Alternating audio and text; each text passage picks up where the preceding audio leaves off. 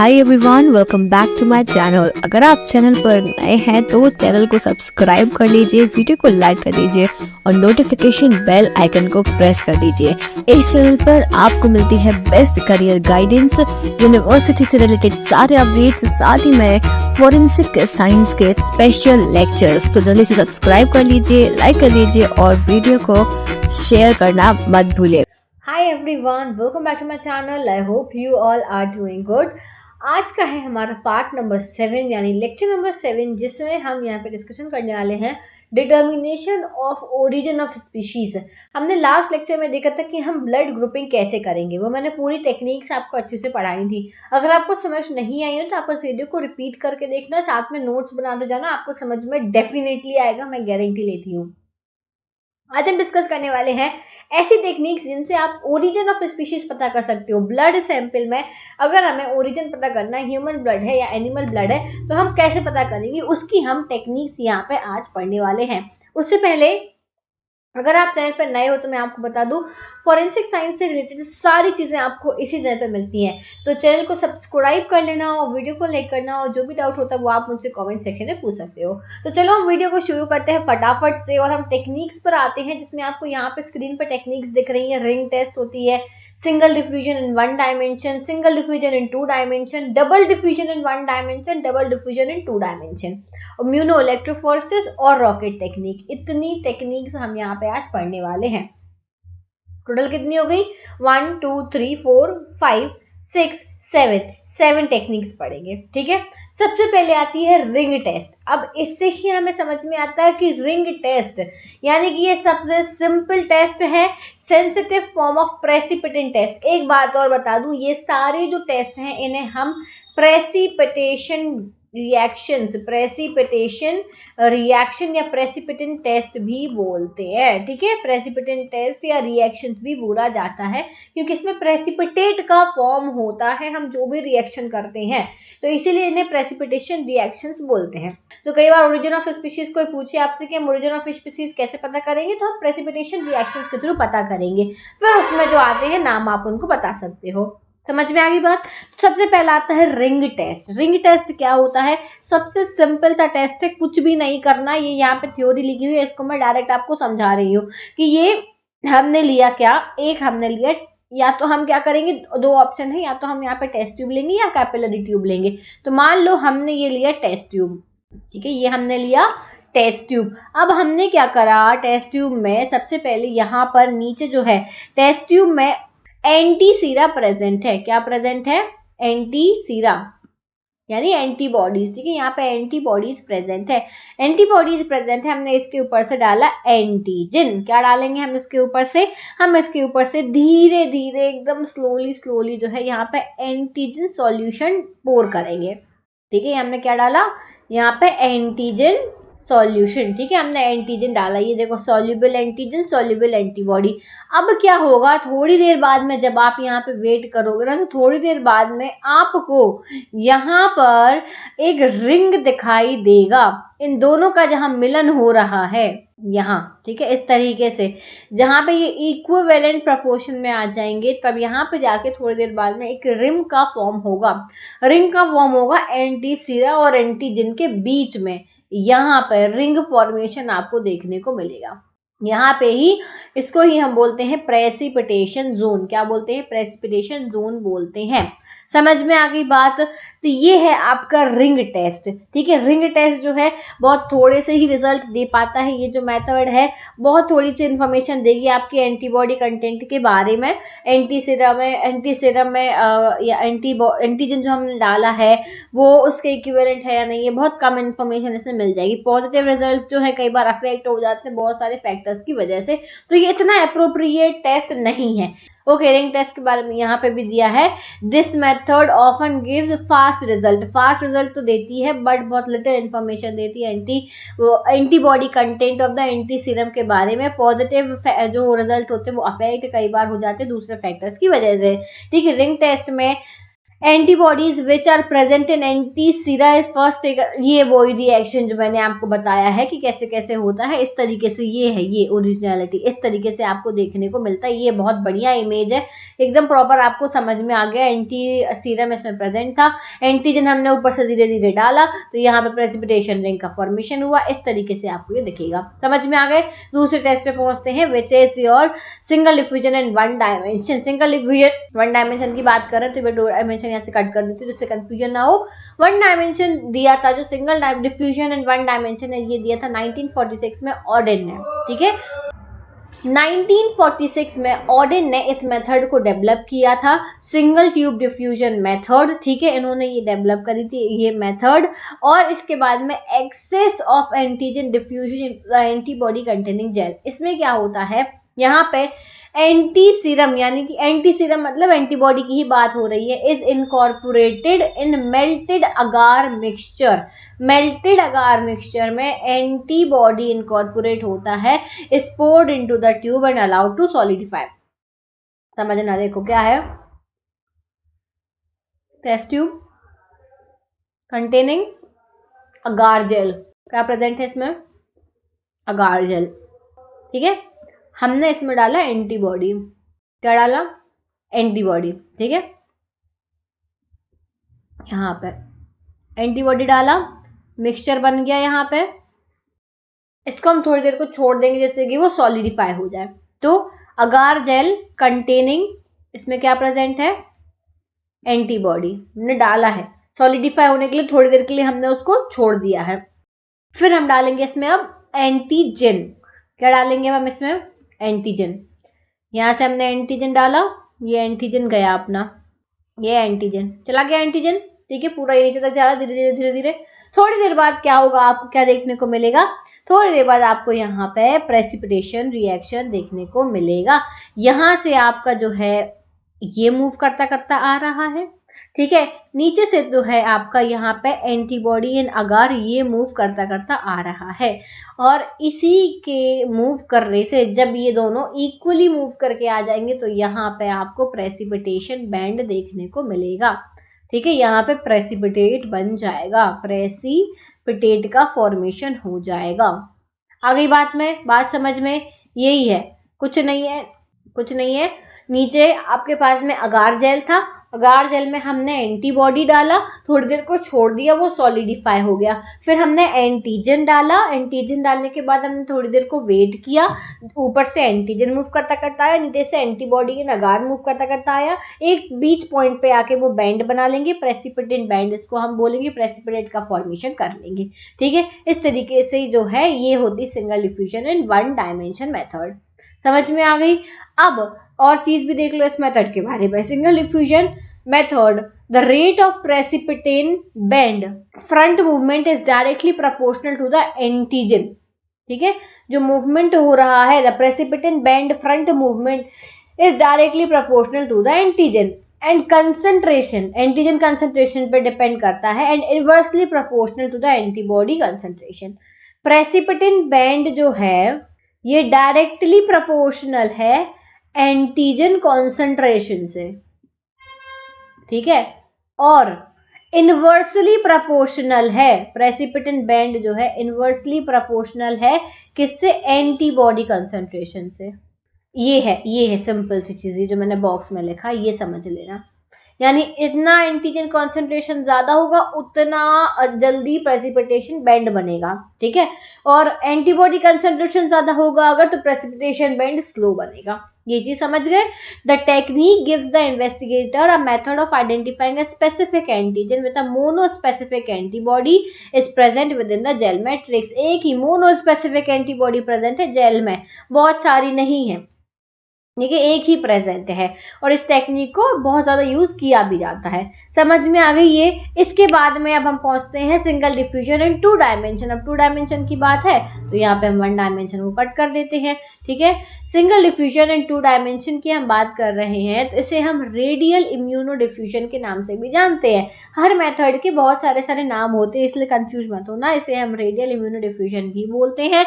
ये मेथड ने दी थी प्रोफेसर पित्रे जो है। और एक बहुत अच्छी बात बताऊं इस मेथड के बारे में कि ये जो प्रोफेसर है, प्रोफेसर पित्रे मध्य प्रदेश की सागर यूनिवर्सिटी जो है, डॉक्टर हरि सिंह गौर यूनिवर्सिटी जो है, यहाँ के प्रोफेसर हैं, ठीक है, यहाँ के प्रोफेसर हैं ये।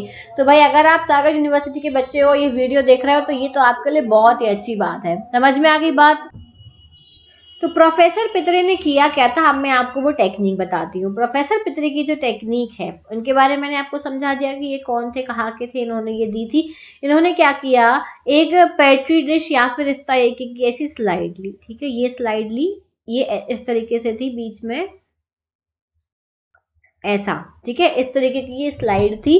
अब इसमें क्या था, यहाँ पे वेल्स प्रेजेंट थे, ठीक है, वेल्स ये है आपका, इसमें पूरे में भरा हुआ है, क्या भरा हुआ है इसके अंदर, antibody containing antibody, antibody in gel, gel में एंटीबॉडी, अगार जेल में एंटीबॉडी प्रेजेंट है, ठीक है, antibody in agar gel present है। अब इसमें हमने वेल्स बनाए, क्या बनाए हमने, वेल्स बनाए इस तरीके से, ये। अब क्या किया, यहाँ पे भी लिखा होगा देखो, in this method antiserum solution containing antibody is incorporated in agar gel, ठीक है, अगार जेल है स्लाइड के अंदर, और a petri dish, the wells are cut on the surface of the gel. अब वो जो था उसमें हमने यहाँ पे ऐसे ऐसे करके वेल्स बना लिए, ठीक है। इसको हम क्वांटिटेटिव पर्पस के लिए यूज करते हैं। फिर हमने क्या करा, जब हमने ये वेल्स बनाए तो इस वेल के अंदर हमने अपना एंटीजन को डाला, एक एंटीजन, दूसरा एंटीजन, तीसरा एंटीजन, चौथा एंटीजन, सारे वेल्स के अंदर हमने एंटीजन को फिल कर दिया, ठीक है, एंटीजन भर गया हमारा। अब भरने के बाद में करीब 8 से 10 घंटे लगते हैं इसको डिफ्यूज होने में। समझ में आ गई बात, 8 से 10 घंटे लगेंगे इसको डिफ्यूज होने में और माइग्रेट होने में।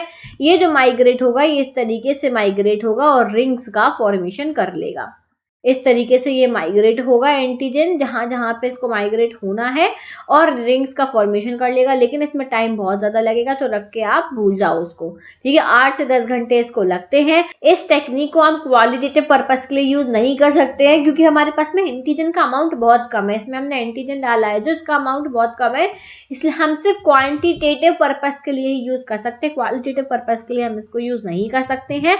ये चीज आपको ध्यान रखनी पड़ेगी। और इसके अलावा इसके बारे में ऐसा कुछ इम्पोर्टेंट नहीं है। इससे प्रेसिपिटेन रिंग बनता है। ये यहाँ पे भी एक आपको डायग्राम दिख रहा होगा, रेडियल इम्यूनो डिफ्यूजन हम इसको इजीली ही बोलते हैं, क्योंकि इस तरीके से पेट्री डिश पे हम इसको भरते हैं। आगे समझ में। अब हम दूसरे पे आते हैं, जो कि है हमारी डबल डिफ्यूजन इन 1 डायमेंशन।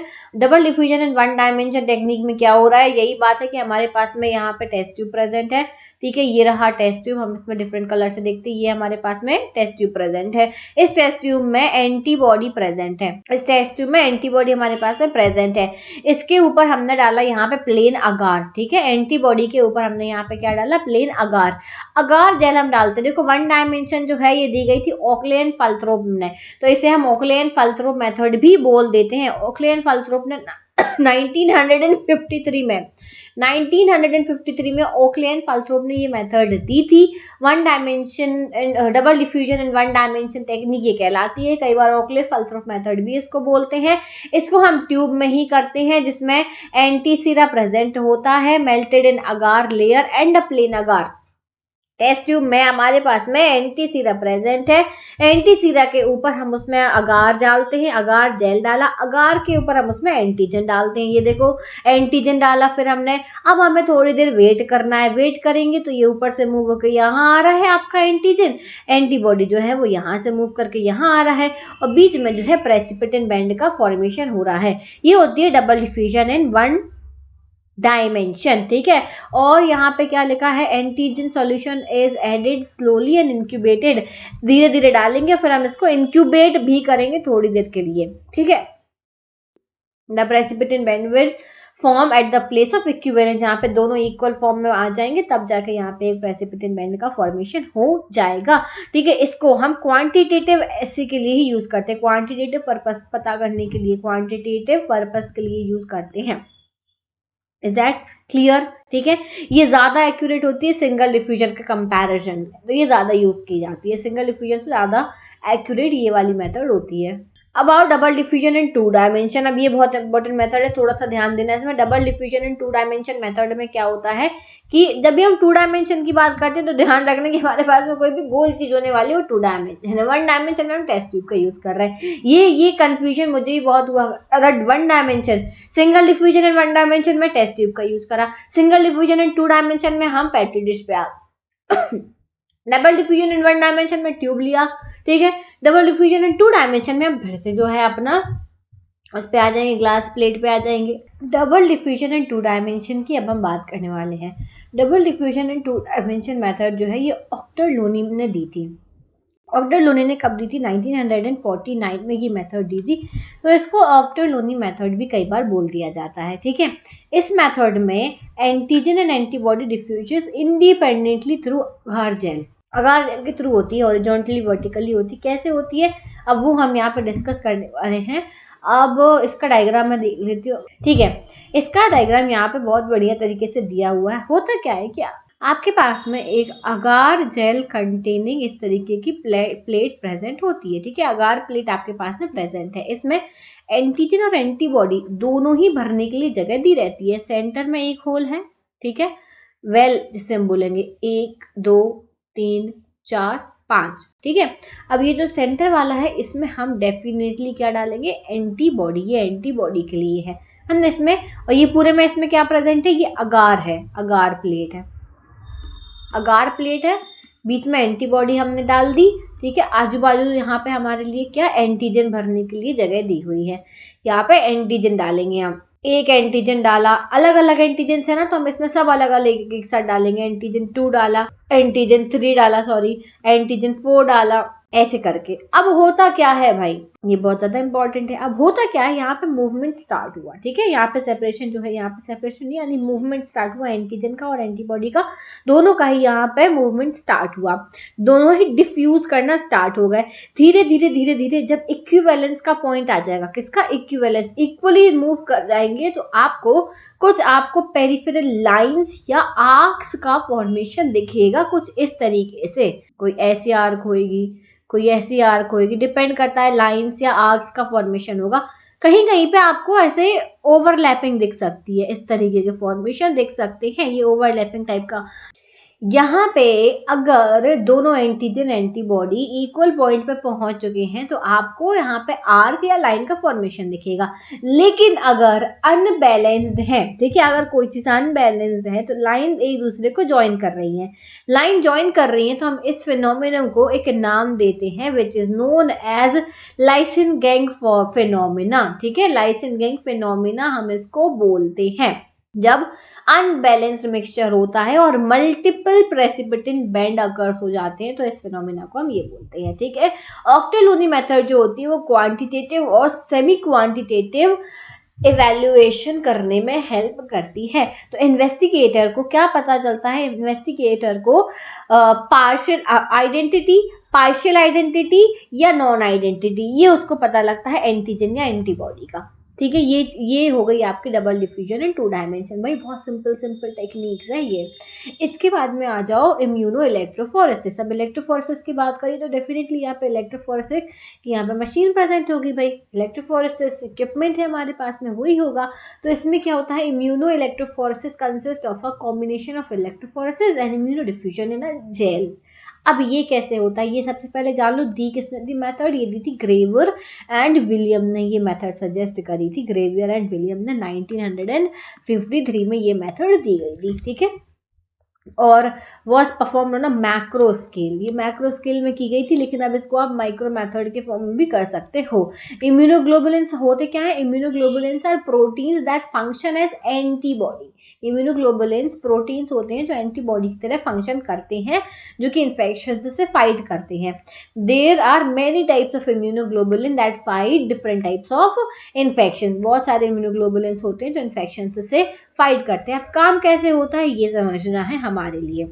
चलो तो पहले हम ये इम्यूनोइलेक्ट्रोफोरेसिस मेथड समझते हैं कि क्या होती है। तो आपके पास में एक इस तरीके की प्लेट होती है जिसमें आपके पास में एंटीसीरा के लिए भी वेल होता है, यानी एंटीबॉडी के लिए भी वेल होता है और एंटीजन के लिए भी वेल होता है। ये मिक्सचर है एंटीजेंस का, वो भी आपके पास में यहाँ पे एक वेल होता है, उसमें आप डाल सकते हो।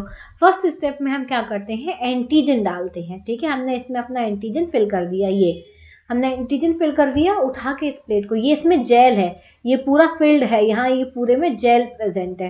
ठीक है, अब हमने इस प्लेट को उठा के इलेक्ट्रोफोरेसिस में रख दिया और मशीन को चालू कर दिया, सेपरेशन कर लिया। सेपरेशन करने पे आप देखो यहाँ पे आपको ये अलग अलग तरीके के एंटीजन सेपरेट होके मिल गए, इंडिविजुअल एंटीजन आपको यहाँ पे सेपरेट होके मिल गए।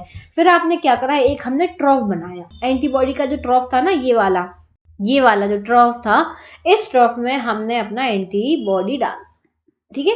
और फिर से हमने क्या करा कि उसको हमने इलेक्ट्रोफोरेटिक मशीन में डाला। जैसे हमने मशीन में डाला तो सेपरेशन होना फिर से स्टार्ट हो गया। अब ये जो एंटीबॉडी था ये अपनी एंटीजन की तरफ मूव करा, एंटीजन जो है वो भी मूव करा।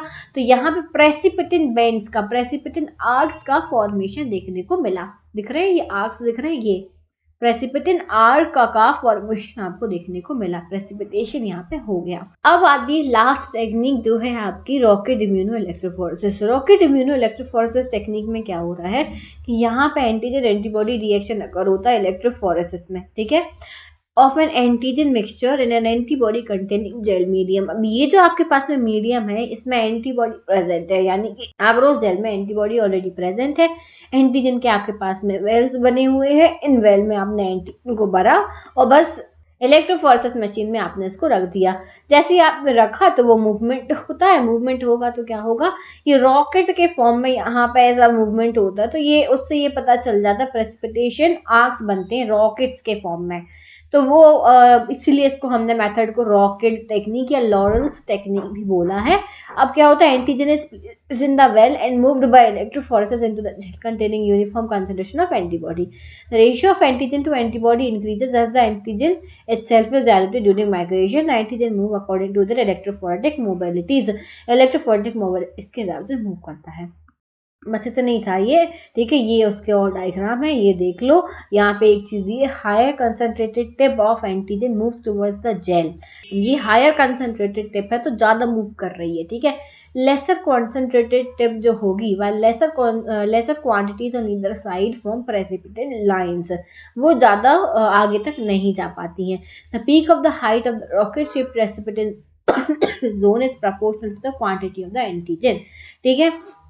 ये एक बार आप अच्छे से रीड कर लेना, इस तरीके की आपको यहाँ पे दिख रहे हैं। Is that clear? I hope आपको समझ में आ गया होगा। ये पूरी साथ की साथ टेक्निक्स है। इतनी खांसी आई मुझे, फिर इसके बाद में मैंने ये लेक्चर रिकॉर्ड किया है, क्योंकि अब क्या कर सकते हैं, तबीयत मेरी ठीक हो नहीं रही है, मुझे खांसी कंटिन्यूसली चल रही है, बट लेक्चर नहीं रुकनी चाहिए, इसलिए मैंने जो है ये वीडियो कैसे भी करके आपके लिए बनाया है। कोई डाउट हो तो आप मुझसे कॉमेंट सेक्शन में पूछ सकते हो। साथ ही में टेलीग्राम ग्रुप को ज्वाइन कर लेना, वहाँ पर आपको नोट्स के बारे में अपडेट मिल जाएगा। Thank you so much for watching this video and see you soon in the next video. Till then take care, bye bye.